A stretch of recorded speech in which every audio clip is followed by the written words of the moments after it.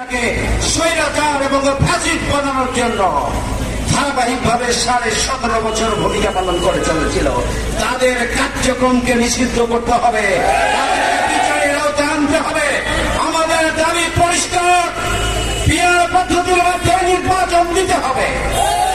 প্রিয় ভাই আমার, আমরা বলতে চাই, অন্তর্বর্তীকালীন সরকার যদি গণভোট এবং জাতীয় নির্বাচনে ফিরে করতে চান, আমরা মনে করি একটা রাজনৈতিক দলের ফাঁদে পড়েছেন অন্তর্বর্তীকালীন সরকার। আমরা সরকারকে হুঁশিয়ার করে দিতে চাই।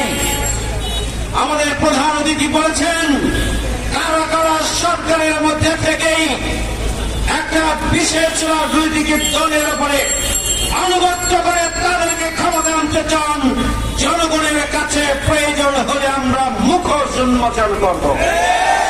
অন্তর্বর্তীকালীন সরকারের প্রধানের কাছে আমরা দাবি জানাতে চাই, অবিলম্বে আমাদের 5 দফার দাবি মেনে নিন।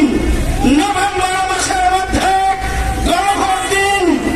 ফেব্রুয়ারি 2026-এর মাঝামাঝি সময়ে রোজার আগে জাতীয় নির্বাচন দিন। যদি গরিবেশি করেন, আজকে বলে দিতে চাই, পরবর্তী কর্মসূচি প্রয়োজন হলে আপনার বাসভবন ঘেরাও করে আমরা ইনশাআল্লাহ।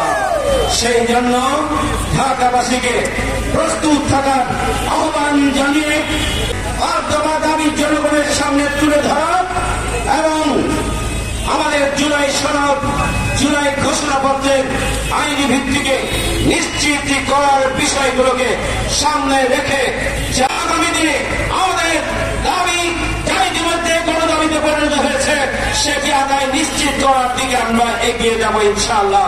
সে আহ্বান জানিয়ে আবারও সবাইকে ধন্যবাদ জানিয়ে